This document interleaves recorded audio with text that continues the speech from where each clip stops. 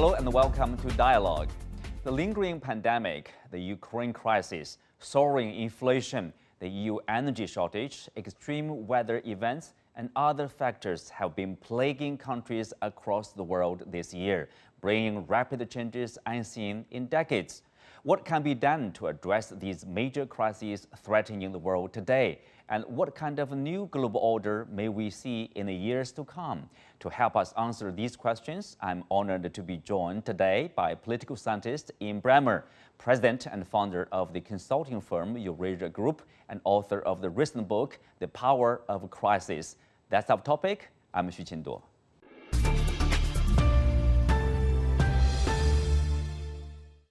Thank you, Ian, for joining us. So tell us, what prompted you to write such a book with such a thesis, the power of a crisis, and for what purpose? Well, I've been writing so many books that just look at an analysis of the global situation, whether it's the rise of state capitalism and the breakdown of global markets, or it's the G0 world and the lack of global leadership, or the failure of globalism and the breakdown of domestic political institutions. A little depressing, frankly. And a lot of people have been asking me, well, Ian, what are the solutions? What are we going to do about it? What do you suggest? And frankly, this is the first time that I've started to see, precisely because of the crises that we're facing today, a stimulus that will force leaders around the world, sometimes big leaders of government, sometimes non-state actors, to take responsibility and start reforming and rebuilding our institutions and architecture to be fit for purpose for the 21st century. So believe it or not, it's actually a pretty hopeful book. Mm-hmm. Well, in your book, you pointed out, three crises, global health emergencies, transformative climate change, and the technology, AI revolution, are causing unprecedented harm to humanity. Why are these crises? Well, and then at the end of the book, because I wrote it on February 26th, I managed an afterwards about the Russian invasion of Ukraine. So there's four, but these are all global crises. They affect all 8 billion people on the planet. And it's very obvious that if the world doesn't respond, it's going to get worse. We've seen, for example, in the United Nations Human Development Report, that in the last 2 years, humanity has actually gone backwards by 5, not progress. If we look at education, or if we look at health, if we look at poverty, if we look at food availability, literally 5 years going backwards. The first time that's happened in your and my lifetimes. And all of that is on the backs of the poorest people on the planet, the developing countries, the lower and middle income countries. And it's very obvious that all of this is coming very soon to a theater near you and me if we don't respond. So these are the crises that I picked because they're the big and global ones, and also because they're the ones that are big enough to force us to respond. We all know that if a crisis is too small, we turn the page and we keep going, we ignore it. Of course, if a crisis is too big, there's nothing we can do at all. You have to be in that sweet spot, what I call a Goldilocks crisis, that's not too small to ignore and not too big to overwhelm us. And much as we don't want to see crises like these today, and a lot of people are suffering, they are the things that are motivating new leadership. Mm-hmm. Well, in your book, you mentioned about China-U.S. cooperation is one of the solutions to these three crises. Why is China-U.S. cooperation is so essential in solving those problems? Tell us more about that. Well, of course, the United States and China are the two most powerful countries in the world, the two largest economies in the world. They're the two most powerful technology powers in the world. They're roughly at parity with each other on that front. And they're the two largest carbon emitters on the planet. So it's pretty obvious that if you don't get some level of cooperation, if you don't build some level of engagement, if these two countries are not working in the same direction, even if they don't trust each other, and I don't believe that you're going to have a relationship of trust anytime soon, but absent that level of coordination and cooperation, it is a lot harder. I will say, though, one thing we have learned in terms of, for example, the response to global climate change is even though the United States and China have not done a lot of work together, they both recognize the problem is the same. And so as a consequence, both countries are taking steps, even if they're competitive steps, that are ultimately moving towards a transformation of global energy to a post-carbon economy. And that's, of course, what we all need. Yeah, of course, that requires both governments, both countries to recognize the importance and probably the urgency, and then to work with each other. You talked about this relationship as competitive existence, coexistence rather, is the right way for China-U.S. relations. Outline for us the characteristics of a relationship which is competitive coexistence between China and the U.S. Well, competitive in the sense that the United States and China have different political systems, different economic systems, and neither country is very comfortable with the priorities of governance that come as a consequence of that. It creates insecurity, it creates a desire to do better than the other country, which is not true of, for example, countries that are in fundamental alliance with each other. So I don't think you're going to break out of that competitive environment anytime soon. But the coexistence part is very important, because failure of the other country would be disastrous for self-interest and for the world. The level of economic interdependence is immense. The importance of both countries to the global economy and to the ability to resolve any global challenges. It's becoming increasingly clear to both countries that this is not a Cold War at all. There are elements that feel like Cold War. If I look at competition over Taiwan or the South China Sea, or if I look at semiconductors, for example, or 5G, but that's a small part of the relationship. 90% of the economies of the US and China are actually not in Cold War. 90% of the diplomacy of the two countries are not in Cold War. The biggest danger is that there's not a lot of direct engagement. The biggest danger is because of the pandemic, there's not a lot of travel. And then after the recent Taiwan flap, some of the high-level conversations have been restricted even more. And the most important thing, of course, is that both of these countries spend a lot of time getting to know one another, engaging with one another, so that you understand where the red lines are and where there can be a level of engagement that's constructive. Mm-hmm. Do you think there's enough awareness on both sides, Washington and Beijing, to realize that, however distrust, however we dislike each other because of the differences, we have to work together to deal with these common challenges, as you pointed out, like climate change, pandemic, or some of the conflicts which affects everybody of us, and we have to do that together. And we have to find a way to coexist because China won't disappear. The U.S. will always be there probably to challenge China on some issues. So this is a reality which is not pleasant, but still we need to work together. Well, I think on climate change, both countries have identified the problem in very similar ways, and that does create much better avenue for cooperation over time. On the pandemic, the fact that the Americans and Chinese responded so differently, the Americans sort of much more laissez-faire and get the economy back running. And the Chinese did that originally, but then they say, oh no, we got to protect all the population. The Americans, Europeans don't care about their old people, their sick people. That's made it much harder. I think the difficulty, though, is that both the United States and China are much more inward focused than we need. The United States, of course, is consumed with a lot of political dysfunction and divide right now. The whole America First movement, or in Biden's administration, a U.S. foreign policy for the American middle class that is less interested in America's role in the global economy than it used to be. China, of course, focusing on common prosperity, focusing on dual circulation, which is much more about domestic supply chain, domestic competitiveness, domestic consumption growth, given demographic challenges, given zero COVID challenges.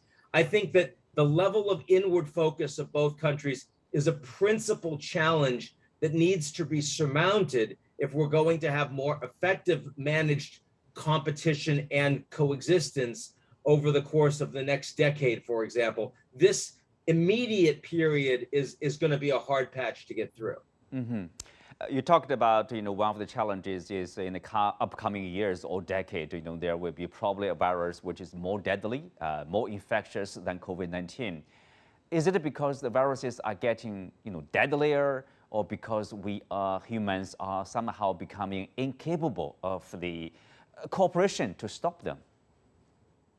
Well, a lot of it is just that globalization has meant 8 billion people are traveling all over the world. They're in urban spaces. They communicate with each other face to face all the time.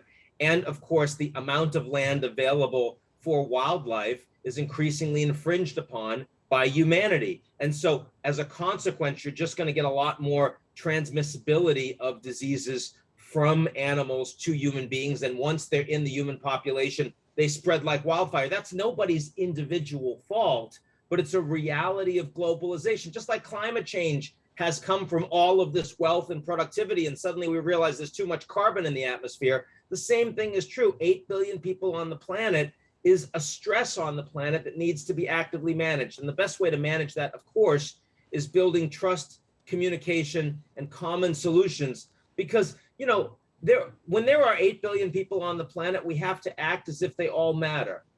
And increasingly, the political leaders on the planet don't act as if they do. And that makes it a lot harder to come up with solutions that would otherwise benefit the planet. It is, of course, true that a level of crisis is what focuses the mind. You know, the Chinese have long said in every crisis is opportunity. It turns out that's true geopolitically, not just at home. Mm-hmm.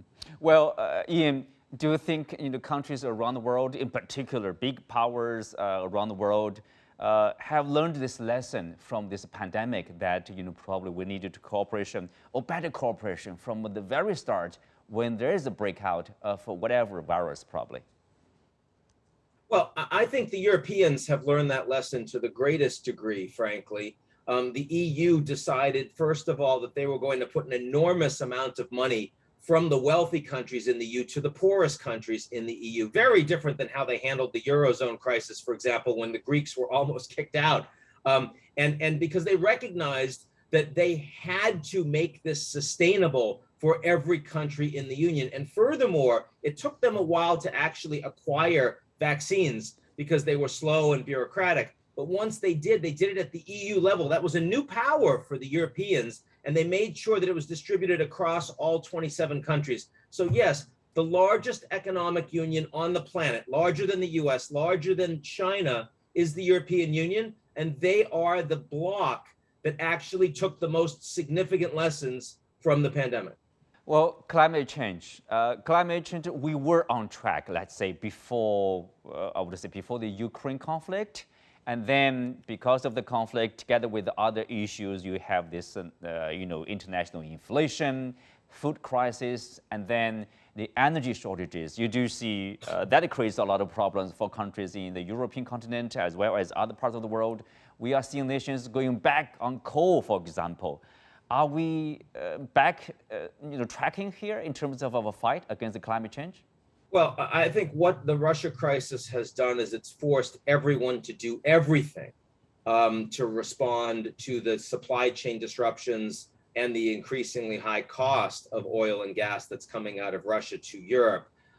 There's no question in the near term that's meant more coal, even for countries like Germany, which have done some of the most to move towards renewable energy. But in the long term, you're also building more investments into renewable, more investments into nuclear, more investments into efficiency, which is extremely important.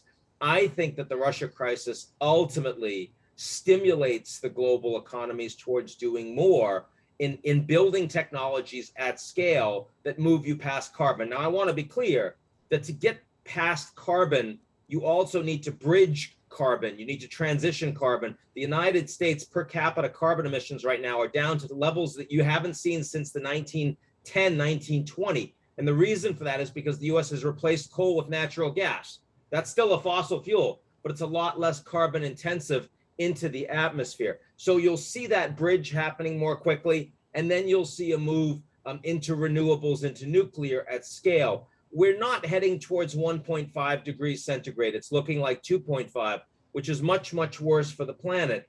But no one's talking about 4 or 5 degrees centigrade anymore. And that's because of the extraordinary change in investment away from fossil fuels. And frankly, that's not just been about the US and China or Europe.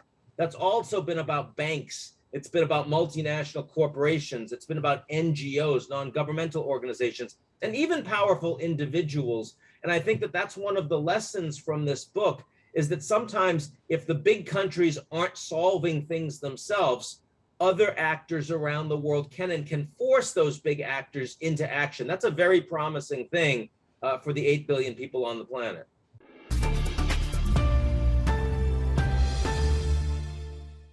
It's not one global order because there's not one global superpower. I think it depends on the lens that you use. The US can't have a global trade policy because it's so divided internally. Now nobody is leading globalization anymore.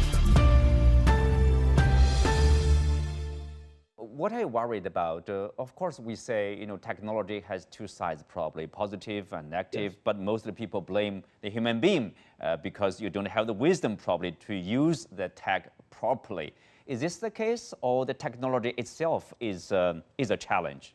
Some of the technologies are, of course, dangerous themselves. And yes, it's absolutely true that all of these advances can be used for very different purposes.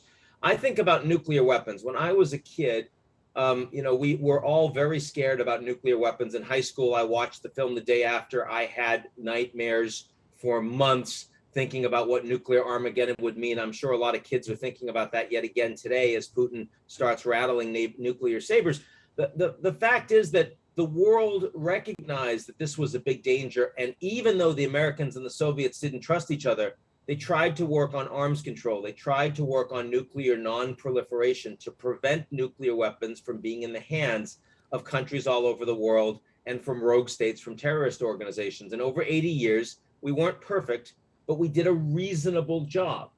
Now, I look today at new disruptive technologies like artificial intelligence that can engage in deep fakes, like cyber offensive weaponry, lethal autonomous drones, quantum computing, bioweapons, all sorts of things that over 5-10 years could pose the same kinds of threats to humanity that nuclear weapons did when you and I were children. And yet there has been no effort, no meaningful effort at all to actually try to contain the proliferation of those dangerous technologies by the principal actors that have the capability. Of course, first and foremost, that's the United States and China. So yes, I think the leaders of both countries right now are actually failing to do what's necessary for their stewardship of the planet to try to avoid different kinds of arms races going forward that could be very dangerous to our existence here. Do you foresee the three crises, plus, of course, the Ukraine crisis, the Ukraine one, reshaping the current global order?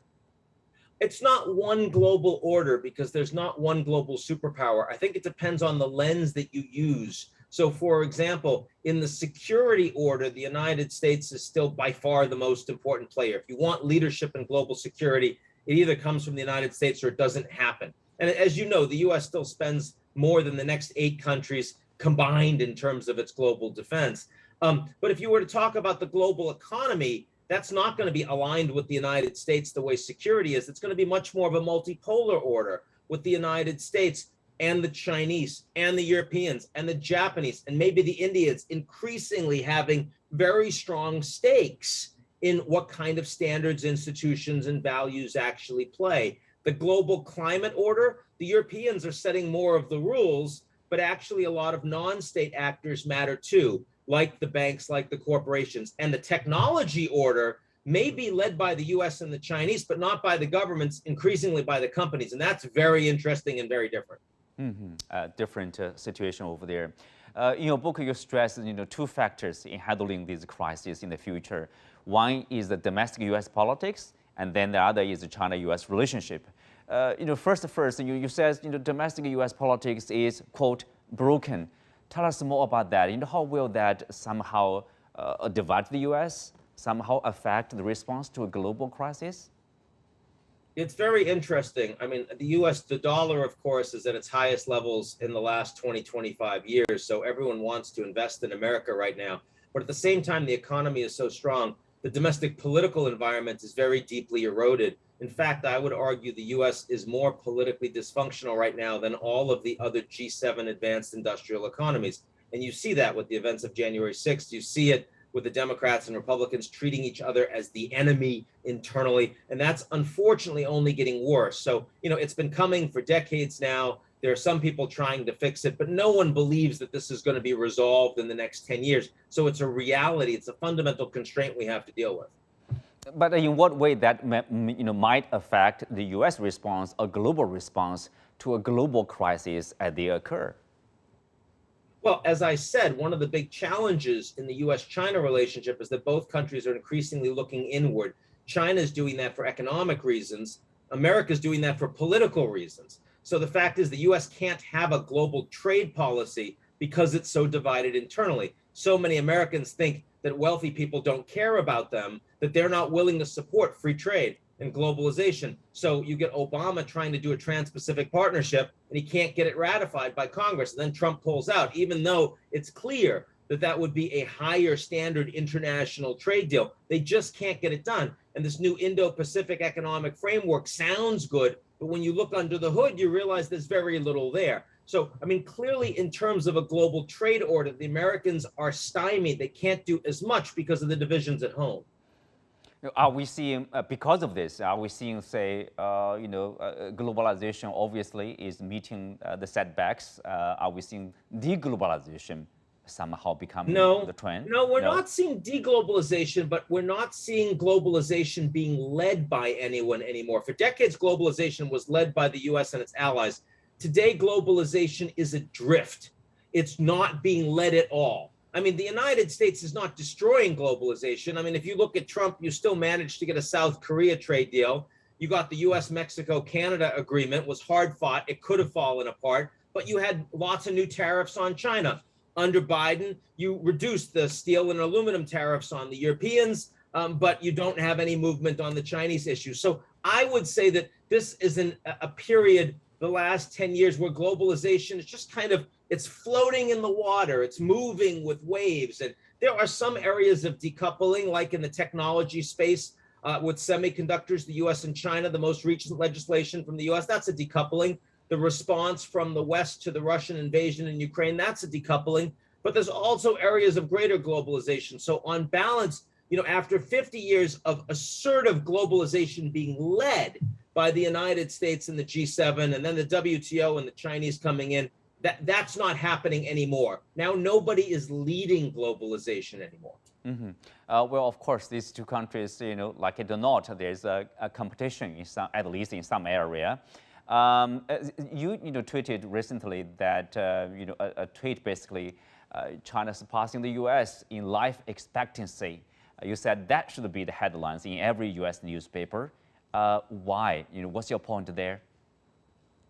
I want Americans to do a better job leading by example, and the United States likes to say how great they are at everything, and there are some things the Americans are the best in the world at: entrepreneurship, top universities, sort of all of these things that are still very exciting. But the United States have lost their way on treating some Americans well. And frankly, if you compare the United States to other developed countries, the healthcare system has been abysmal. The average health of Americans has been abysmal, and American life expectancy has decreased, especially for white undereducated men over the past decades. And as a consequence, overall life expectancy for the United States was surpassed by China.